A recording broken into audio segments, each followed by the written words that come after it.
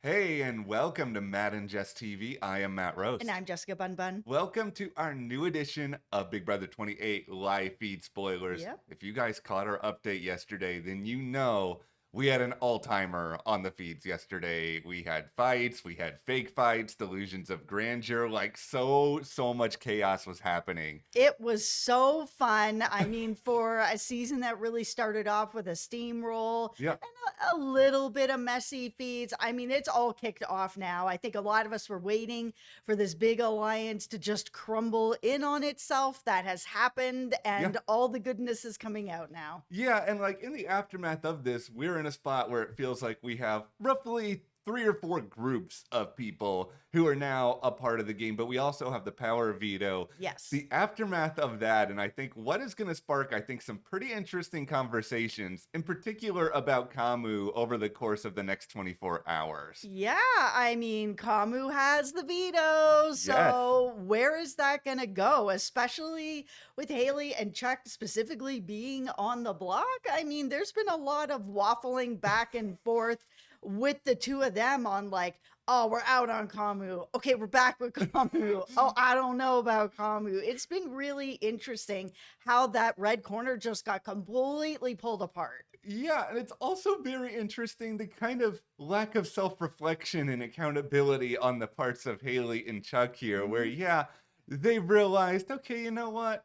Maybe Kamu didn't flip on us. Maybe Kamu was with us the whole time, but I haven't heard enough from them, and I'm not out here demanding it, but No. where they're sitting back and being like, you know, maybe we're partially at fault for being really sketchy about Kamu after that eviction show on Thursday. Maybe we caused him to kind of drift away from us. All right, so before we go any further and talk about all of this stuff, be sure to join our YouTube memberships because we do have a brand new video all about the tool shed, its demise, all of the different reasons this alliance fell apart, because it's not just one thing. It's a number of things that went out over a course of several days. We have exclusive Big Brother discussions every single week on our YouTube memberships. And by joining, you help Jess and I to continue to make this content. We are so grateful to everyone who has joined. Yes, thank you so much. We are also going to be covering the new season of Reacher there for our YouTube members exclusively. And coming up in September, Slow Horses is coming back, a favorite of ours, and we cover that show exclusively for our YouTube members as well. So thank you so much to everyone who has joined. It really does help us. Thank you guys so much. And all right, let's get right into the veto aftermath here. I mean, we'll talk in a little bit about Kamu and whether or not Kamu should have won this veto in the first place. Yo, he should not have won this veto at all. I mean, like, now he really has to find a way to maneuver through this in a way because either like Chuck or Haley are staying. So how do you end up really dealing with that aftermath to be like, yeah, I won it and I didn't save you guys and here's why. If I was one of the two of them, I'd be like, what are you talking about? We've been riding since the beginning together, the three of us. How do you not save your allies? Because we're not your allies anymore. I think the one thing I'm worried about with Kamu's game is just kind of simply he feels like one of these guys who doesn't know when to lay off the gas pedal when you're competing. And I mean, I understand he's a fighter, he's got all this history, and just there are times in Big Brother where you just don't want to win, where you just want to sit back, not allow yourself to get a bigger target on you, not allow yourself to be in a precarious position where you have to convince these allies slash not actually your allies that you're doing the right thing for them. And in some instances, even as delusional as Chuck and Haley can be, they're not always going to be that inclined to believe you. Listen, at first, Chuck and Haley felt like Kamu for sure was going to use a veto on one of them, and they should think that. I mean, yes, there was all that, you know, distrust momentarily over what happened with that vote with Lyric, but at the same time, they have all been together since the beginning of this. The idea for them that Kamu has just, you know, one fight and it's over, you know, it seems ridiculous in some ways, but for Kamu, I understand why he has decided to do that and why he's moved into another space. But for them, they're just like, oh, you know, we just had a squabble. Relationship is not over yet. Of course you're going to use it on us.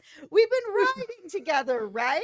these are the same two people where all of the fighting yesterday was set up by the likes of D and Kamu, and it was just all orchestrated so that they would not try to win the power of Veto because they Mhm. were so afraid that Kamu could be a replacement nominee and Kamu may That's not right. be able to. So it's like, of course, they're going to go into this with the level of expectation. Yes. However, it started to change a little bit once Kamu spoke to them. And it's like, you don't have to be a Big Brother savant, but if somebody is just kind of like, hey guys, I don't know. I've got to have some you can pick up on things. Like, it's not that hard. No, if the answer is I have to talk to people, then you're not using it on me. And if you're not using it on me, we're not allies. Yeah, Kamu's 100% not using the veto. Like, let's make this very, very clear. He's had conversations with multiple people. I mean, Yeah. we touched on this a little bit yesterday too, but it's a situation where if he was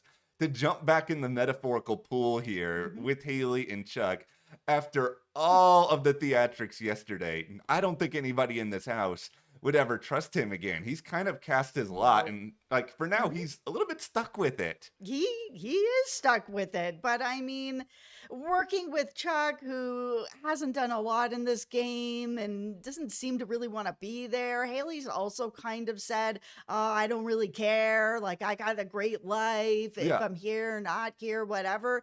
That's tough allies to have, right? Especially if you're calm, who's like, I gotta win everything. Your Yes. two allies are just kind of there, then yeah, maybe it's time to move on. Yeah, I think that is a big motivation behind what Kamu has done here. And it's not necessarily about, oh, he just wants to flip flop to everybody, but it's like everyone wants allies. But what if your allies suck? Like, what if your Right. allies include someone who has the worst social game, arguably, we have ever seen on this show Yes. in Haley, and someone in Chuck who has literally done almost nothing since the very, very start of the Mhm. season when he got safety for himself? Congratulations that we are now several weeks into the game. Yeah. You need to have people who you can kind of collaborate with. And I think this is what Kamu appreciates. Like, even in the aftermath of winning the veto, he like speaks to Lala and Taylor, and he's just, okay, we need a story. We need to come up with a consistent plan so that they understand why I'm doing what I'm Mhm. doing. The idea here is, oh, Devens could end up being the replacement nominee here. Like, do we want this? Like, is this something that, is going to cause a problem for you guys? This is not a great cover story, in my opinion, but it's just like, I guess you have to have something, right? Yeah, I guess so. I mean, if Devens is on the block, Devens is very likely not going home. So the idea of like, oh, if I use this in Yeah. Devens, you're up against Devens, like you're absolutely going home against Devens. Yeah, I wonder if Kamu just thinks it's believable on some level because like Lala was talking about Devens as a possibility until Mhm. Taylor was kind of like, whoa, whoa, whoa, whoa. Okay, we don't know who has these powers. It's pretty likely that Devens may end up having one. I will throw this out here as well when it comes to Kamu. Like, yes, he's made a lot of really good moves over the past 24, 48 hours. I think Devens is still his blind spot. Like, we do hear him talk about wanting to bring Rick into things, talking to Rick, still having a relationship. We know Rick is only loyal, really, to one person in this house, and that is D. Absolutely. I think the fear of that Rick has a power is very real, and Yes, that, yeah, he's likely got a power. They all don't know for sure, but yes. yeah, I mean, you can pull apart this whole thing and just be like, oh, yeah, of course the icons are going to get voted in. And that's why Lava was right to want to put Devons on the block. You need to flush that power. You Yes. don't know what it is. Yeah. You don't know how long it lasts for. You don't want to be in a situation where he's sitting on a power deep into the game. You flush it out now, and then you can get him out whenever you feel like it. Well, yeah, this is the thing. Like, I know that not everybody on this season is a Big Brother historian. There are also people, Chuck, where I'm not sure you've watched more than a handful of episodes, but it's just like, if you You're know, being generous. I try. We try to be generous people here at the channel. No, if you look across the totality of Big Brother, there are also only a small handful of powers that are so game breaking that they can ultimately alter the game. At this point, once you get to Yes. the veto ceremony anyway, you've got the diamond power, you've got the coup d'etat, like even the Yeah. coin of destiny, like you have to use that a little bit earlier on. Yeah. So it's like you could sell this is an opportunity to try to get him on the block, and we'll see what. Like, there are ways in which I think you can spin things with Devens. I think the problem here is just that Haley and Chuck are on such an island that they just kind of know that a lot of people are against them. So even with their delusions, I don't know how much they're going to believe a lot of stories here. Yeah, I think they realize at least Haley knows she's in trouble. Yeah, like really, really big trouble. She may not have the votes versus Barrett. I think once upon a time, she might have felt that was the case. That was before Angela cursed her out yesterday. Right. And that was also before the whole veto competition, where a lot of stuff happened around this. And this is the whole classic, nobody's really cheering for me. And I think Haley, because she likes to think a lot about Haley and she thinks about everything impacting her and a lot of things she has made up in her head when it comes to misgivings. But this is one that's real. Nobody was cheering for her at the veto. That's absolutely real. If Yeah. you are in the veto and nobody is cheering for you, you are the target. Everyone wants you out. Yes. Absolutely. There's not a lot of truths in the Big Brother house, but that is one of them. Yeah, it's just a situation here where it's nobody clearly likes you, and if they don't like you, they don't have that much incentive to keep you in the game. I mean, yes, you can drag somebody who is very, very unlikable to the end of the season, Yes. but typically you need that person in jury first. I think right now we're just a little bit over day 30. We know this is an 80 plus game. Are you going to keep somebody you do not like for a month and a half? That is a very, very long time. It really is a long time. Like, I know I've said that I would take Haley to the end. I would drag her to the end because this is life-changing money, Yes, but it would be difficult. it would be really, really. I don't know if I could do it. I know you're right. I know it's the right move. It's just, it would be hard. I don't know if I could do it. I'm a Pisces. I'm pretty emotional, and dealing with somebody like Haley every single day, no, I just don't know if I'd be able to. It's the right move, but I wouldn't be able to do it. So Chuck seems to think there's a chance he might have the votes here. And like, Chuck, I will excuse this much of his delusion. And I think a lot of that is just because so much of the ire is geared towards Haley at this Right. point that, like, he hasn't had a lot of bandwidth to think about the possibility that Haley ends up winning the blockbuster. Right. It is him against Barrett. And really, if Chuck gets evicted at that point, yeah, Chuck has annoyed some people, but this is really just going to be a vote against Haley more so than like anything that Chuck in particular has done. Absolutely. I feel like Barrett is just going to be fine. Yeah, that's the thing. Barrett's already been assured by Lala. This is the most activity Barrett has to do for the entirety of this week. Mhm. Go to Lala, get reassurances that he is okay. I mean, yeah, go ahead and try to win the blockbuster. I mean, I think at the very least, Barrett has probably studied what blockbusters are and how to prepare for them more than these other two people on the block. Yeah, but does Barrett care enough to do anything like this? I just feel like I've said all this season Yeah. that he's not necessarily here for the money. It feels like he's here more for the experience. Well, if Barrett's going to be fine no matter what, then it really doesn't matter what he does over the next couple of days. No. Like, just lay low, let some other people think your own ships. It's like, it's really hard to envision a scenario where Barrett go. Like, the only Yeah. thing I could think about is that everyone suddenly turns against D and they're like, you know what? We have to get rid of Barrett because Barrett would walk over hot coals for her. He would do anything for her. And it's like, that's purely a narrative. That's like something we're just making up in our head at this point. Like, I think at some point people will look at getting rid of Barrett for that reason, but that time is not now, and that doesn't make any sense to do now. No, it doesn't make any sense to do anything right now when you've got two people who are wildly unpopular, who the HOH wants out of the game, who are a duo, who are going to continue to work together. Like, there are weeks where there is a lot of waffling. We have went through several of them. Yes. I would be surprised if the waffle cart is coming out for a long period of time this week. I agree. I mean, people do waffle a little bit and they will talk out scenarios, but I don't see one where anyone's gonna be like, we should really do keep Haley. Okay, let's talk a little bit about regrets here, because as we've noted, I want to hear more from Haley and Chuck of talking about their Yes. own personal regrets when it comes to dealing with Kamu, because instead they're going back all the way to the start of the season here, and they're just like, you know what? maybe we shouldn't have worked with the icons. Maybe this was well then you guys willingly decided to go with people who you knew the game a lot better than you. Like Chuck has been like, I don't like super fans. I don't, you know what? Working with somebody like Angela, that's basically a super fan because she's literally played the game before. Absolutely. And you know what? It's not the icons of why you are on the block anyways. No, it doesn't have anything. They don't get it, and that's why they're frustrating people to have in the game. Like we love rooting for underdogs, and I hate to ever frame the two of them that way. They're on the outside of the house, but the problem is, what makes rooting for underdogs sometimes appealing is that they understand what they're fighting for, and they are a little bit more self-aware of what got them in this position in the first place. Also, they've been part of a steamroll for a Yes. good portion of this season. Like, even when Haley had won her HOH and she was like, poor me, poor me. I'm like, Yeah. yo, you have been in a position of power and safety for like 4 weeks in a row. What are you talking about?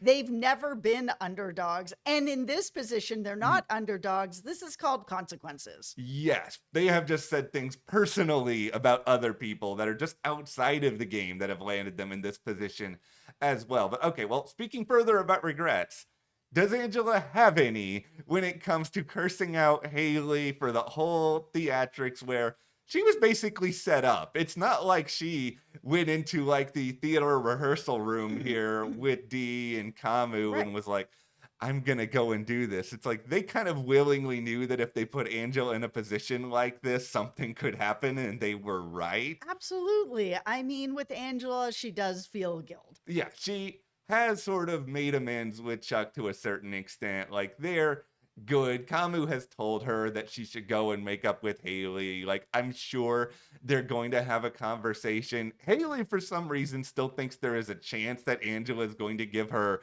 a vote, which I don't understand why that would be. I don't even understand why Haley would think that after she just like literally got pulled off less than 24 hours ago. My feeling is that maybe Haley, because Haley is the way that she is, that maybe in life she ends up in a lot of fights as well. Mhm.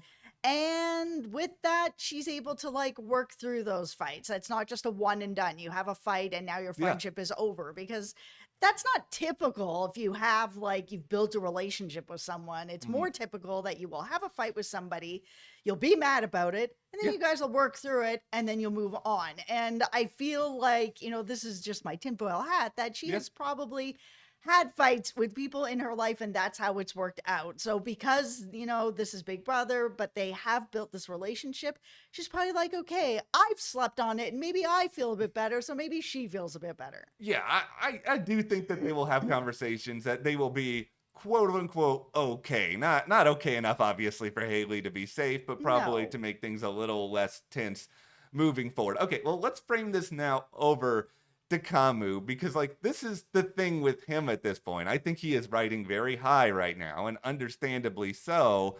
I don't think he's thinking through that he has won a veto now. He won an Yep. HOH not Yep. that long ago. He came very, very close to winning the endurance. And like Yes. the comps he won, they weren't even like hardcore physical comps. Like he has shown himself now to be a very, very big threat in a lot of these competitions. And I do think that that part of this is going to come back on him sooner rather than later. Yeah, I mean, it can be good for a little while to have him as a bit of a target, but if we're getting deeper into the game, can Kamu just win his way to the end? And nobody wants to deal with that. No, like that is going to be the biggest case to get rid of him. And it's not like everyone is just like totally cool with Kamu, right? Like Melody, who I know Melody and Mallory have been on the outs of almost everything over the past 48 hours. They were not around for the fight. They're doing this Adam and Eve, or I guess in this case, Eve and Eve punishment. And, they're kind of stuck with each other. But Melody has still realized it's like, if Kamu does not use this veto, he's got to have something going on with Taylor and Lala. Yes. Yeah, we all knew how close they were. So clearly things are going to be changing the dynamics of the house. And then once again, here are Melody and Mallory completely on the outs of it, not really knowing exactly everything that is going on. Yes. The only thing that we can say, specifically about Kamu right now is just that it does not seem like he wants to go after D anymore, at least in the immediate future. Going into nominations, he was pushing for this as a possibility. I think Kamu just had a good time with the fake lying and the fights and everything. And I think he's like, you talked about D being bored in the house. Yes, D gets bored. Yes. He's a lot like Rick in that way as well. Yeah. When Rick gets bored, he gets mischievous, just like my son does. And D is the same. She's just getting bored. This is a very long game, and there is not very much to do in this house. Yeah, I think at this point, Kamu may just feel like there are other fish he can fry for now. But I mean, well, here's just a brief recounting of like where all the quote unquote sides of the house are Yes, looking. So yes. we have the group in power right now, which is Lala and Taylor. They're obviously the closest of this twosome. Yeah. You can basically put Kamu and Yash in Yes. here as well. Yeah. And then you have D and Devens and Angela, of course. Yeah, like those three are very, very close. They're, Devens, D's is number one. Angela does seem like it's the number two. Yeah. Then you have Drew, Barrett, Melody, and Mallory. I mean, yeah, sure, you can kind of put Barrett with the other group, kind of put Drew with the other group. You can absolutely put them with the other group. This is just the ideal group. I think a lot of us out there want to end up happening. I think that Drew does have, a pretty close relationship with them. Yeah. But until I see him actually vote against the icons and vote with this group, he's still with the icons. And Barrett is still with D until I see otherwise. Same thing. He is still doing whatever they want. So while they're all close in age, so they're all hanging out a lot. Yeah. That doesn't necessarily mean that they really are a group. Yeah, I think It's a sketchy group at best. it's gonna take for me Drew actually coming clean with Melody about some of the alliances and being like, yeah, all this stuff happened, but I'm telling you, because I'm with you now. Nothing Right. else in the world matters anymore. Let's turn over now to Taylor, because like long term, this is what I think is going to get kind of interesting, because we've been wondering, when are people actually going to try to make some moves on the icons? And I think Right. because Taylor has this group that we just mentioned, she's starting to feel like, even with Chuck still in the game, if Haley goes, that she could use him, Kamu, and Yash to maybe go after the icon sooner rather than later, to actually get like maybe a couple of them or even all of them out of the game before we get deep into jury. I agree. Yes. Taylor is right. Like, besides just flushing out some of these powers, Yes. they need to hit the block.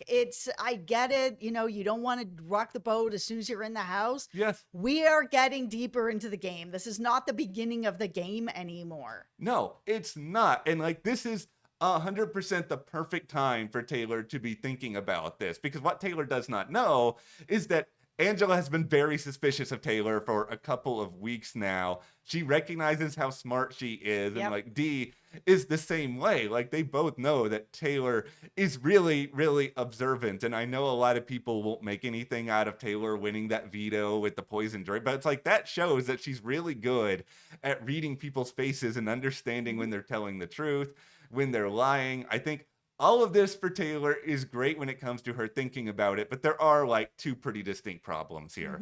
Number one, she is assuming that Chuck is somebody who she could use to go after the icons, because let's assume that Chuck stays in the game this week. Lala just put him on the block. Yeah, using Chuck really for anything besides, he won safety for himself. Yes. He isn't really winning anything, and he doesn't seem to really be caring to win anything. He's not really coming that close to winning anything. It just feels like, yeah, he doesn't care if he's there or not. Sometimes I wonder if he knows what show he's I on. know. So he's just not there really for anything other than maybe a vote. But because Lala just put him up, I don't know how much he's gonna want to end up working there. The only possibility I could see is if Kamu steps in and is like, hey, you know what? Really sorry the way things shook out. That's not what I was hoping by not using the veto. Let's work together again, and pulls him over. And I think Chuck would go to that.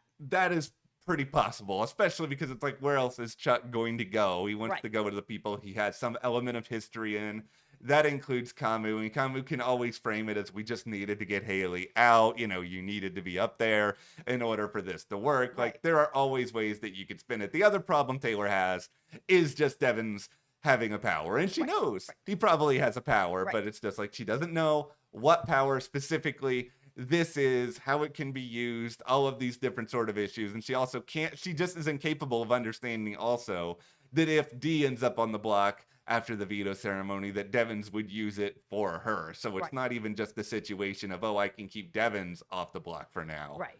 The last thing we have to mention here is that, like you said, D gets bored. And sometimes when you Yes. get bored, you do things you regret. D had a conversation with us, and she was like, you know what? Maybe I shouldn't have done all that with the vote. Like, maybe I should have just Really? owned up to it from the start. D is an imperfect player in that way. I still think she is in a really, really good position in the house, but I hope that a little bit of self-recognition is coming her way where it's like, okay, you know what? I've had my fun. I need to just take a step back, chill, just go on the pool floaty with Devens for a little while. This week is just kind of set. I really hope that she does not do that. One of the things that I really like about that they chose Dee to be on this show is that she gets bored and she causes a little bit of drama. Yeah. She gives us a little bit of messy feeds. If this is just going to end up being, you know, it's only Sunday, right? We're Yes. going to have like days and days and days of just, okay, it's just going to be Haley that's going to go. Then Yeah. we need Dee or Devens to get in there and make things a little more interesting. They're just good TV. It's true. I know Drew is your guy, and you know Yes. Melody's my girl, but it is like I can never really root against Dee because Dee just seems to be having so much fun, and I think Yes. that's what a lot of us would be doing in there. Yeah, she's fun to watch. That is where we are, though, coming out of this edition of Big Brother 28 live feed spoilers. What do you think about Kamu not using the veto? Do you think that this is complete curtains for Haley? Is there anything that she can do? Let us know